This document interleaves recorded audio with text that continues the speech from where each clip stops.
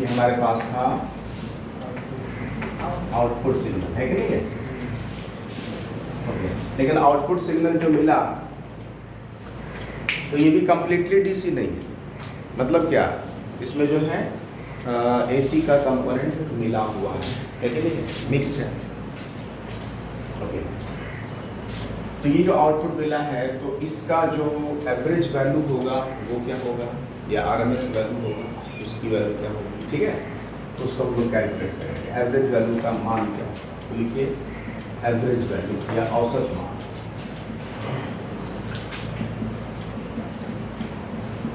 औसत मान, ठीक है?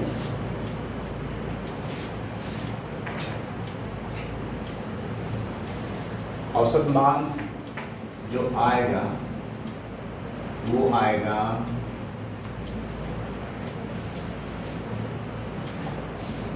आई नॉट बटे पाई, ठीक है? आई नॉट क्या चीज़ है, ये वाली वैल्यू, इसको कहते हैं मैक्सिमम वैल्यू, क्या बोलते हैं, मैक्सिमम वैल्यू, ठीक है ना? आई नॉट हम लोग एक्चुअली इसको कह रहे हैं आई मैक्स, ठीक है ना? ये क्या है, अधिकतम मान, धारा का अधिकतम मान, क्लियर है? यानी आयाम भी कह सकते हैं। अधिकतम मान मतलब आयाम, एम्पलीट्यूड, याद है कि नहीं? ये वेव, ये साइन वेव है कि नहीं? साइन वेव का इक्वेशन क्या होता है, y बराबर a साइन थीटा, y बराबर a साइन थीटा। y क्या चीज है, थीटा मतलब समझ गए, थीटा मतलब ओमेगा टी। थीटा क्या चीज है, दूरी है ना, कोणीय दूरी। हाँ, कोणीय विस्थापन बराबर क्या होता है, विस्थापन बराबर 4 गुना से थीटा बराबर ओमेगा टी। कोई दिक्कत वाली बात नहीं है। ये y का चीज है, किसी पर्टिकुलर टाइम पर विस्थापन कण का, जैसे मान लीजिए ये वेव अगर है ये, ठीक है ना, साइन वेव है ना, ये साइनसोइडल वेव इसको बोलते हैं। तो किसी एक पर्टिकुलर पॉइंट पर, जैसे इस बिंदु पर, इसको कहते हैं टाइम एक्सिस और ये हमारा डिस्प्लेसमेंट एक्सिस, क्लियर है ना? तो इस पर्टिकुलर पॉइंट पर, मतलब इस समय पर, इस निश्चित बिंदु पर, इस समय t पर विस्थापन क्या हो गया, y, क्लियर है ना? उसका इक्वेशन क्या होता है, ये क्या चीज है यहाँ पर, एम्पलीट्यूड। एम्पलीट्यूड क्या है, मैक्सिमम विस्थापन। देखो ये वाला है मैक्सिमम विस्थापन, इसको बोलेंगे पार्टिकल माध्य स्थिति से जो अधिकतम विस्थापन कर सकता है उसको बोलते हैं आयाम, क्लियर है? तो उसी तरह से अगर करंट का भी इक्वेशन ऐसा होता है, एसी का जो वेव होता है ऐसे होता है ना, ठीक है? उसके लिए भी समीकरण होता है, आई बराबर I naught sine omega t, clear है? एसएचएम का इक्वेशन है, सरल आवर्त गति का समीकरण, जो वेव का समीकरण होता है, क्लियर? तो ये जो वैल्यू है वो कैसे आ गई, इसको हम लोग थोड़ा सा डिराइव कर लेते हैं ताकि आपके दिमाग में भी आ जाए, है ना? फिर हम लोग आरएमएस वैल्यू भी देखें, रूट मीन स्क्वायर वैल्यू। तो एवरेज वैल्यू कैसे डिराइव करेंगे, कैलकुलेट करेंगे, ये वैल्यू आपको याद रखना है। न्यूमेरिकल में डायरेक्ट इसको यूज करें, आई नॉट बटे पाई, हाँ? लेकिन ये आया कैसे, तो एवरेज कैसे निकालते हैं, ये एवरेज वोल्टेज हुआ, उसी तरह से एवरेज करंट भी होगा ना, सेम। और यहाँ पर वोल्टेज हम लोग निकाले हैं, ये वोल्टेज है, तो ये हो जाएगा वी नॉट बटे पाई, और आई एवरेज के केस में होगा आई नॉट बटे पाई। समझ में आ रहा है? ये एवरेज वैल्यू है किसका, वोल्टेज का, ये किसका, धारा, ठीक है? दोनों का एक जैसा ही, दोनों का एक जैसा, मतलब एक जैसा इक्वेशन आता है। कोई दिक्कत है नहीं ना?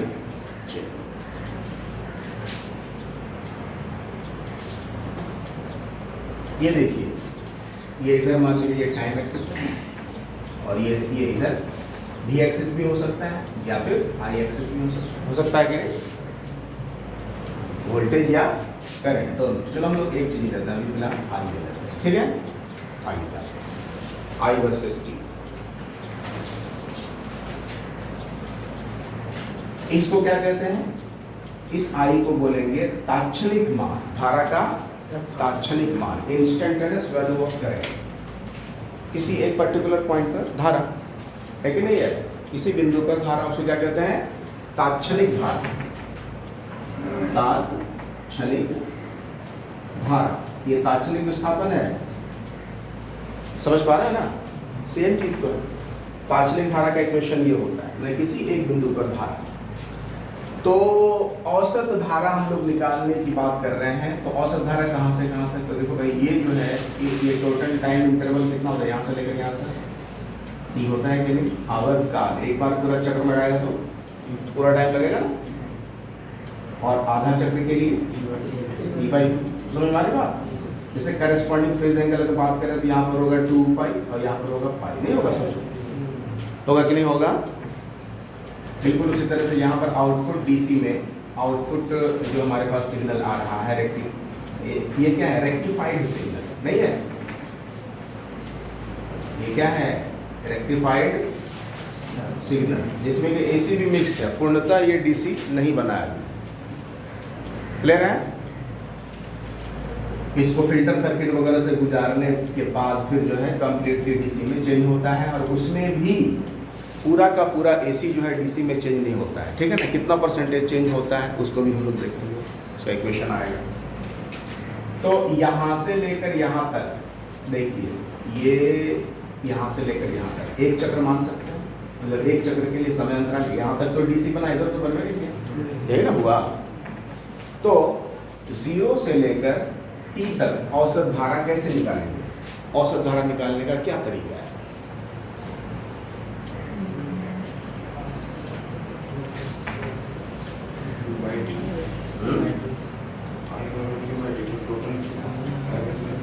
हाँ, तो औसत धारा निकालने का तरीका ये है, अच्छा इसको हम ऐसे लिखें, आई डी टी, आई क्या है, तात्क्षणिक धारा है, आई डी टी, ठीक है ना। और इसको इंटीग्रेट करें 0 से लेकर कहाँ तक, टी तक, 0 से लेकर टी तक, ठीक है, divided by total time interval, मतलब यहाँ से लेकर यहाँ तक। इसको ऐसे पहले लिख देते हैं, 0 से लेकर टी तक। देखिए इस एक्सप्रेशन को आप समझ पा रहे हैं, ये एवरेज करंट का फॉर्मूला होता है, average current.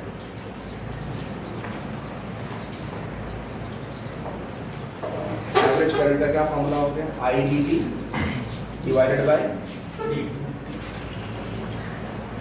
Total time interval, यहाँ से लेकर यहाँ तक टी है ना, नीचे वाले को सॉल्व करें तो टी आ जाएगा, नहीं आ जाएगा, I d t divided by t आ जाएगा, आएगा कि नहीं आएगा, किसी को डाउट तो नहीं। टी और 0 से लेकर टी तो सॉल्व करें तो टी आ जाएगा। क्लियर है, क्लियर हुआ, ठीक है। तो एवरेज करंट निकालने का ये सूत्र होता है, ठीक है।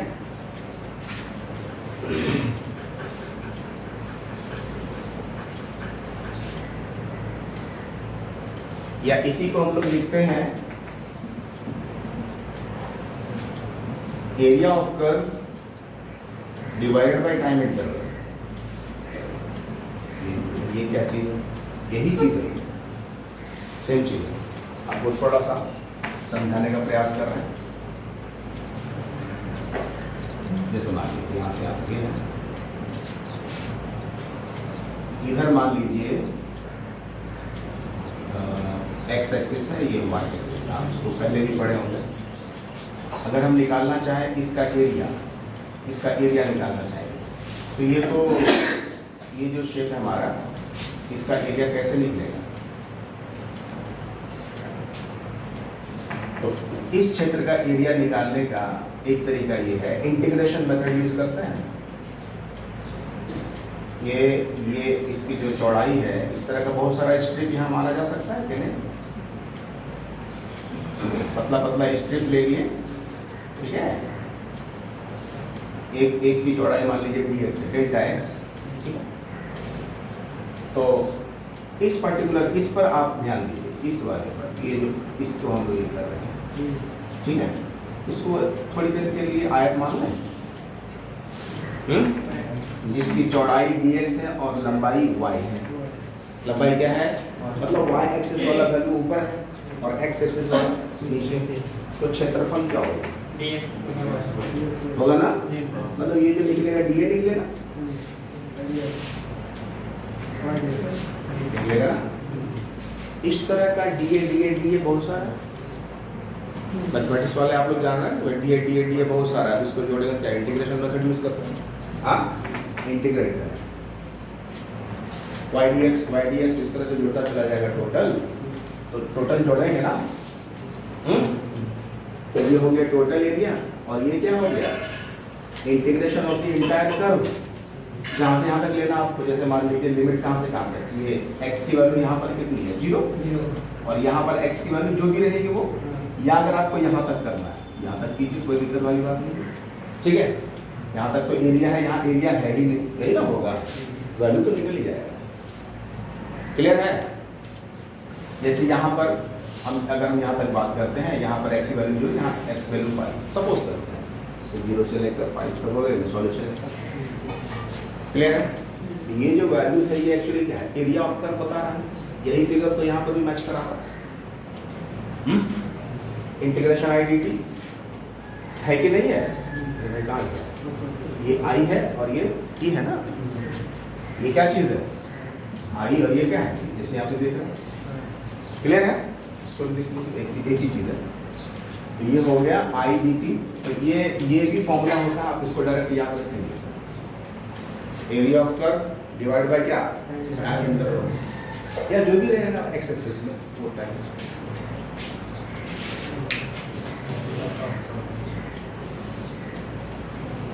हाँ, तो इस क्वांटिटी को हम लोग एरिया ऑफ कर्व से डिफाइन करते हैं। एवरेज कैसे निकालेंगे? किसी भी चीज का average area of curve divide by. चलिए इसको सॉल्व करें। बेटा है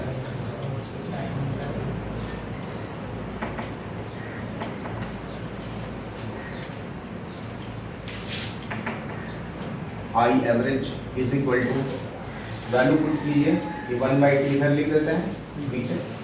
इंटीग्रेशन आई का मान क्या होता है? आई नॉट साइन ओमेगा टी, 0 से लेकर t तक। अच्छा, इस इंटीग्रेशन को 2 पार्ट में डिवाइड किया जा सकता है, आसानी के लिए कर सकते हैं ना। इस इंटीग्रेशन को 2 पार्ट में डिवाइड कर सकते हैं।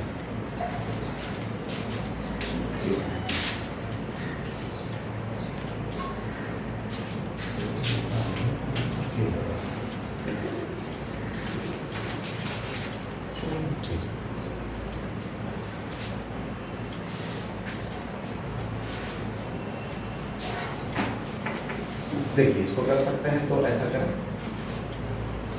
इंटीग्रेशन 0 से लेकर t/2 आई नॉट, अच्छा यहाँ पर dt होगा sine omega t dt plus integration t/2 से लेकर t, है ना। किसी को कोई दिक्कत? कर सकता है ऐसा, मतलब 2 पार्ट में डिवाइड कर रहे हैं इंटीग्रेशन, एक यहाँ से लेकर यहाँ तक, ठीक है। ये तो सीधे 0 हो जाएगा, ये पार्ट 0 हो जाएगा। क्यों होगा 0? क्योंकि यहाँ तो करंट है ही जाएगा। आई नॉट की वैल्यू क्या है वहाँ पर? 0 है ना। ये जो आई नॉट है यहाँ तो है नहीं ना, सीधे जाएगा फिर उसके बाद है। तो ये पार्ट 0 हो गया, कोई दिक्कत नहीं है कि नहीं? ये क्या हो गया? 0। अब सिर्फ इसको सॉल्व करना किया जाए।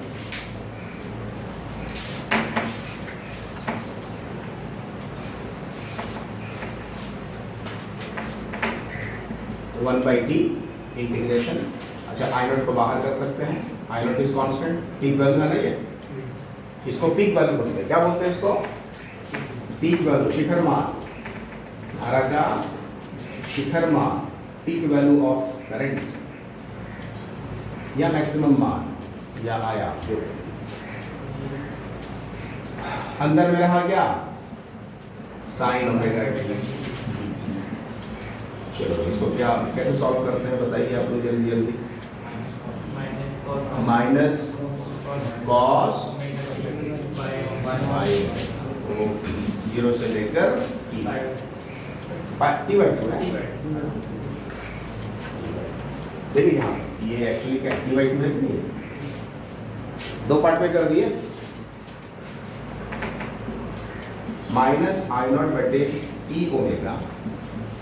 अब अंदर में कॉस ओमेगा टी का आपको आप ये कर लीजिए, लिमिट पुट कर दीजिए, upper limit minus lower limit, तो कर सकते हैं कॉस ओमेगा टी के स्थान पर T by two minus cos zero direct हो जाए। क्लियर? ओमेगा बराबर क्या होता है बताया क्या था कल? टी होता है, पुट कर दिया जाए, क्या टी ओमेगा बराबर 2 पाई हो जाए, होगा कि नहीं होगा? यहाँ पुट करें माइनस आई नॉट बटे 2 पाई, यहाँ पर क्या हो जाएगा ओमेगा टी बराबर क्या लिखेंगे 2 पाई, 2 2 कटा कॉस पाई, कॉस पाई का मान माइनस 1 माइनस 0.01, ये माइनस 2 हो गया वहाँ पर, तो आगे नहीं हुआ, minus minus cancel, 2 2 cancel, answer क्या आ गया आई नॉट अपॉन ये एवरेज वैल्यू।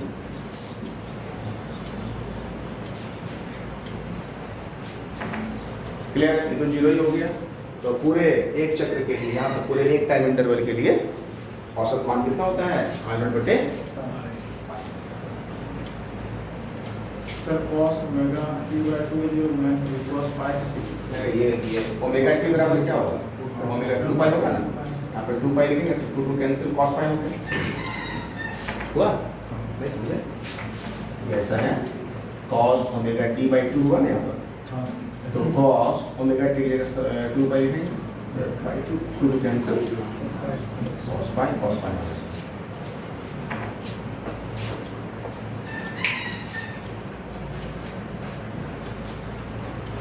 समझ आ रहा है ना? चलिए उसी तरह से अब इसका आरएमएस मान रूट में square value,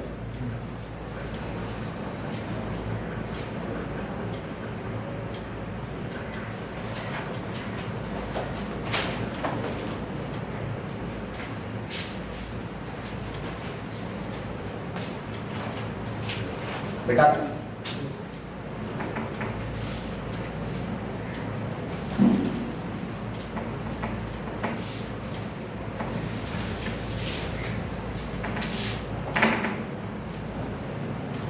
root mean square value, इसको शॉर्टकट में बोलते हैं आरएमएस वैल्यू,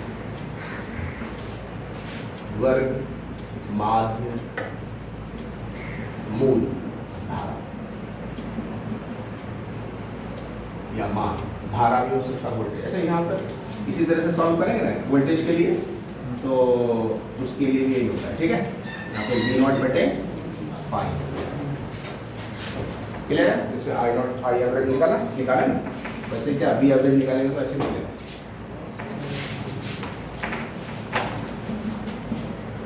तो हम लोग पहले धारा का निकालते हैं, उसी तरह से वोल्टेज का भी होगा। तो देखिए I R M S shortcut में से आई आर एम एस निकालना है, कैसे निकालेंगे? तो देखिए क्या होता है आई आर एम एस बराबर ये जो हमारे पास धारा है, किसी भी समय धारा का मान आई बराबर है कि नहीं है, किसी भी समय धारा का मान आई बराबर I naught sine omega T, तो इसको बोलते हैं तात्क्षणिक धारा। तो ये जो तात्क्षणिक धारा है इसका पहले स्क्वायर करें, स्क्वायर क्लियर है, उसके बाद इसका मीन लीजिए, मीन मतलब एवरेज, इसको एवरेज बोलते हैं इस तरह में, है ना, और फिर इसका क्या करें रूट, क्लियर है, इस तरह से करें। तो अब ध्यान दीजिए इसी चीज को लेके आई स्क्वायर एवरेज जब निकालेंगे तो अभी बताया था आपको एवरेज के लिए क्या तरीका है,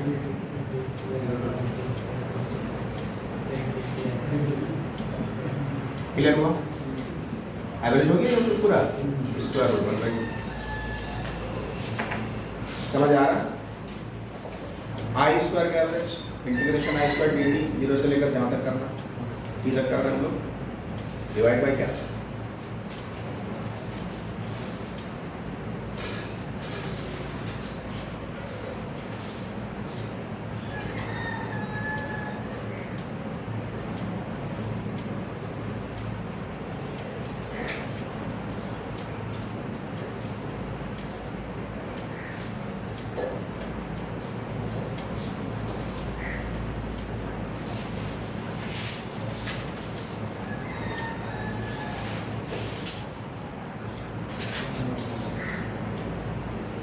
उसी तरह से इसको भी दो पार्ट में करना है, 0 से लेकर t/2, t/2 से लेकर t।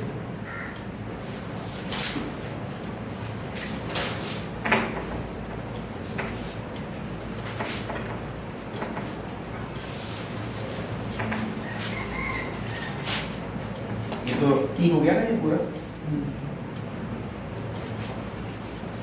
तो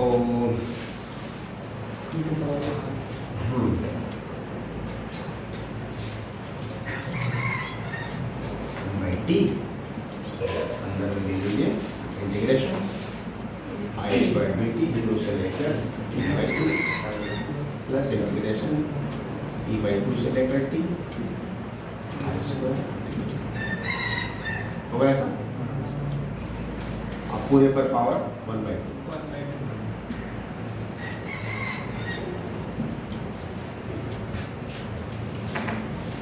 क्लियर है? ये हो जाएगा 0, t/2 से लेकर t, ठीक है ना?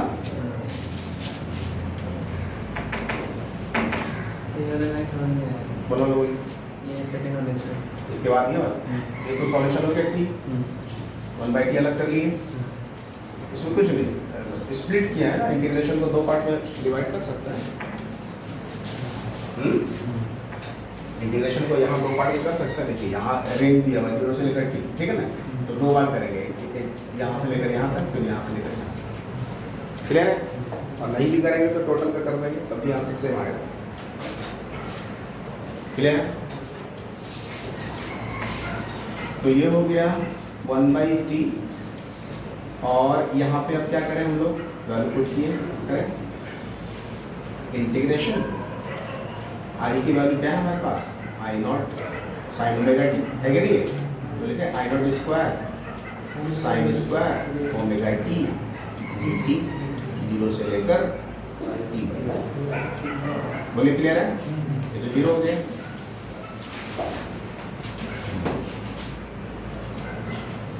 हो गया ऐसा?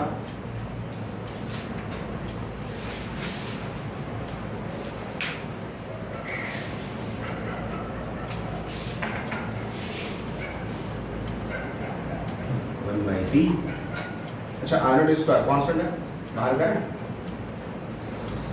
I0 स्क्वायर बाहर कर दिया जाए, अंदर में क्या रहा, sin² ओमेगा t dt, है ना? यानी इंटीग्रेशन आपसे कह रहा है sin² dx dx, क्या होगा फिर बताओ, फिर कैसे सॉल्व करेंगे इसको? स्क्वायर का तो होता नहीं, पहले इसको चेंज करना होगा, sin² थीटा, sin² थीटा बराबर क्या लिखते हैं, 1 माइनस cos 2 होता है क्या, by 2 1 minus cos 2 theta by 2। Okay, put करें, यहाँ पर पुट करेंगे तो ये हो जाएगा 1 माइनस cos 2 ओमेगा t बटे 2, नहीं होगा? sin² थीटा को चेंज किए, बता दो सूत्र, sin² थीटा 1 माइनस cos में तो 2, याद है कि नहीं है? cos² थीटा क्या होता है, 1 प्लस cos 2 थीटा बाई 2, होता है क्या? ये दोनों इक्वेशन, ये तो दोनों आइडेंटिटी है, ट्रिग्नोमेट्री है। 1 minus cos 2 theta cos 2 omega t by 2 हो गया, और इसके का इंटीग्रेशन।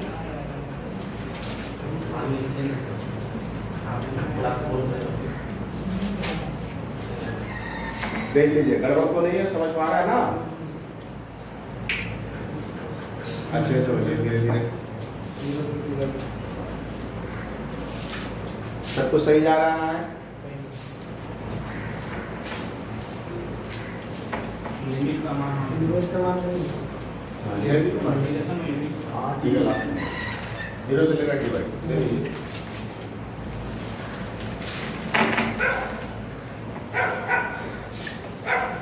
0 से लेकर t बाई। चलो यहाँ पे दो भाग में हो जाएगा इंटीग्रेशन, दो पार्ट आ गया, ठीक है। कौन कौन सा पार्ट आया? आई नॉट स्क्वायर बाई टी, ये हो गया इंटीग्रेशन 0 से लेकर t बाई 2, 1/2 dt हुआ कि नहीं हुआ, minus integration cos 2 omega t बटा 2 dt 0 से लेकर क्लियर है यहाँ तक, और फिर पूरे स्क्वायर रूट।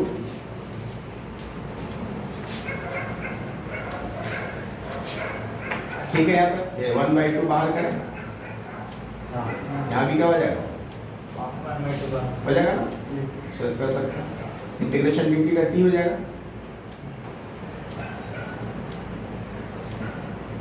क्या हो जाएगा 1/2 into t, very good, t नहीं t by 2 लिमिट पुट करेंगे, एक तो t हो गया ना, t by 2 minus 0, t by 2 finally t by 2 होगा माइनस, यहाँ पर देखो भाई इंटीग्रेशन cos 2 ओमेगा t क्या होता है, sin 2 omega t divided by 2 omega, clear है, और लिमिट भी है इसके साथ 0 से लेकर t बराबर, कोई दिक्कत है कि नहीं? तो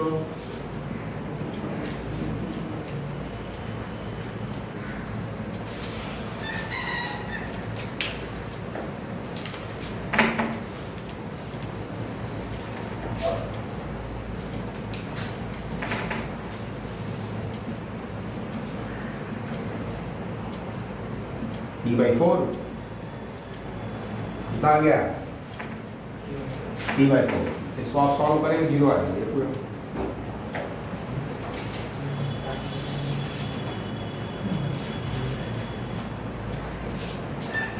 माइनस 1/4 ओमेगा, इसको मल्टीप्लाई कर दिए, लिमिट पुट करें, sin 2 omega t by 2 minus sin 0, सही है, after putting the limit,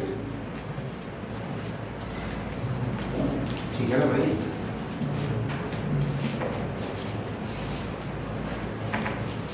t by 2 put करेंगे स्मॉल t की जगह पर, हो जाएगा ना upper limit, minus lower limit में क्या करेंगे sin 2 t की जगह 0 पुट करेंगे तो sin 0 हो जाएगा, होगा कि नहीं होगा, इसकी वैल्यू 0 होती है, इसकी वैल्यू क्या हो जाएगी 2 to कैंसिल, ओमेगा t 2 पाई होता है, तो sin 2 by 0 होता है कि नहीं होता है, sin n by 0 होता है, 0 0 इससे मल्टीप्लाई होगा 0 पूरा का पूरा 0, तो हो गया आई नॉट स्क्वायर बाई t, और यहाँ पर क्या हो गया भाई t/4 माइनस पूरा 0,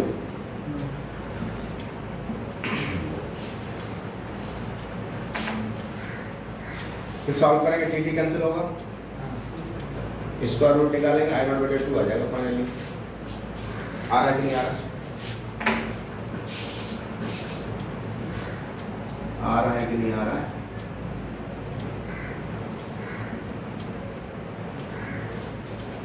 चेक कर लीजिए,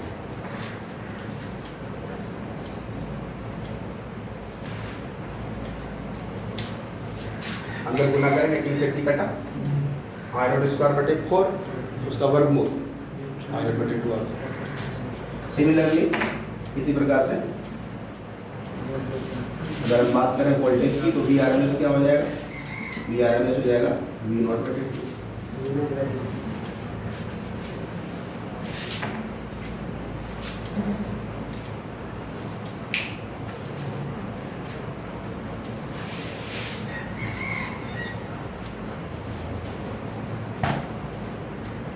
ठीक है।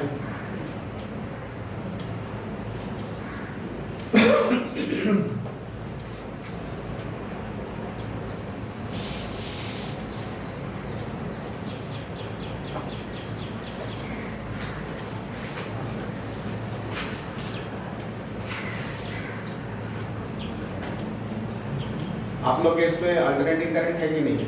सिलेबस में नहीं है ना, अल्टरनेटिंग करंट पीजीटी है।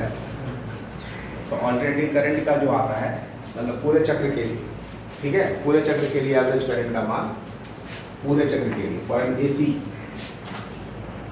एसी की बात करें तो उसके लिए आता है आई एवरेज का मान I0 2 I0/पाई और आई आर एम एस का मान कितना होता है I0/2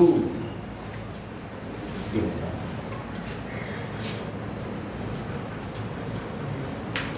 ठीक है,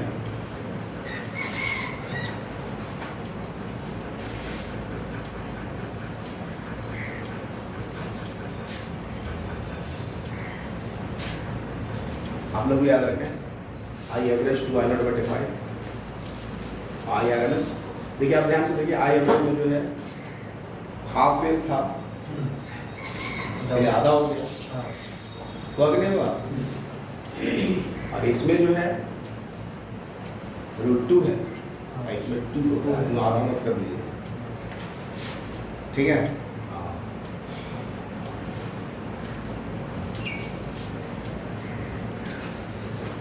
चलिए अब इसमें एक टर्म है फॉर्म फैक्टर,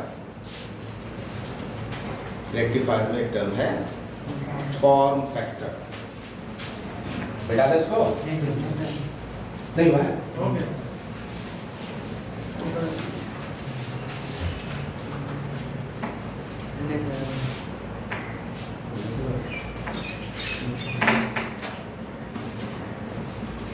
फॉर्म फैक्टर, ठीक है।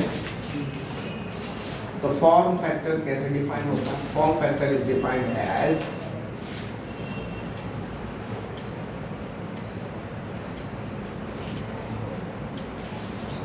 RMS load voltage divided by average load voltage.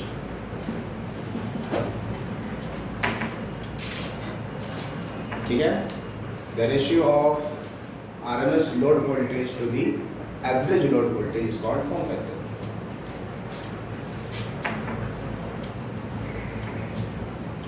RMS load voltage मतलब बी RMS और एवरेज लोड वोल्टेज मतलब बी एवरेज। क्लियर है?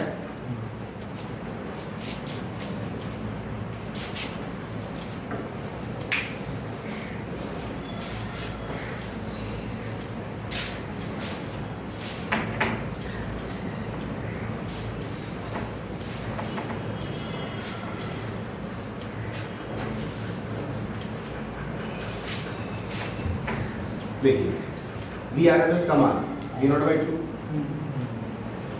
हाफ वेव रेक्टिफायर के लिए बात हो रही है, किसके लिए? हाफ वेव रेक्टिफायर, कल बात करेंगे फुल वेव का, ठीक है। तो हाफ वेव रेक्टिफायर के लिए वी आर एम एस हो गया V0/2 और वी एवरेज कितना था? V0/2 था कि नहीं था? सॉल्व करें π/2। फॉर्म फैक्टर का मान यहाँ पर π/2, इसको भी सॉल्व करें 3.14/2, तो फॉर्म फैक्टर कितना आ गया?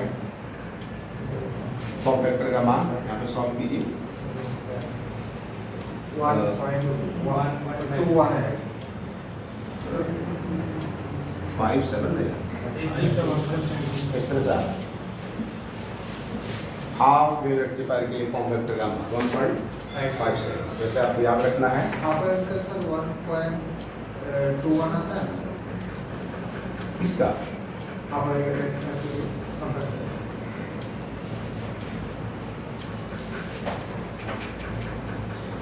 नहीं, फॉर्म फैक्टर का मान, इसका मान ग्रेटर देन और इक्वल टू 1 होता है। क्या अभी तो इस केस में कितना ग्रेटर देन 1 तो है, क्लियर है। और वैसे तो ध्यान दीजिए वी आर एम एस हमेशा वी एवरेज से क्या होता है? छोटा होता है, छोटा।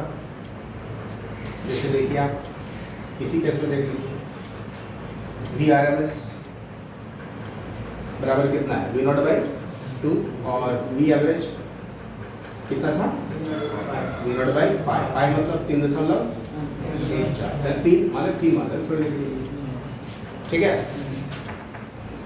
बड़ा कौन है ना, बड़ा क्लियर है। तो वी आर एम एस क्या होता है, ग्रेटर देन सब पॉइंट्स याद रखो। कहीं को दिक्कत है नहीं ना।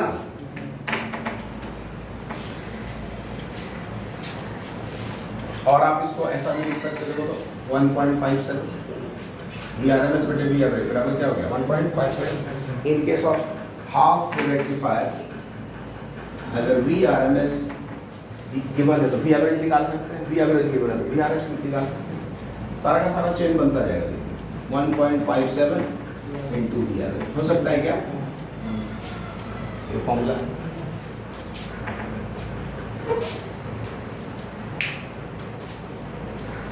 क्लियर है यहाँ तक।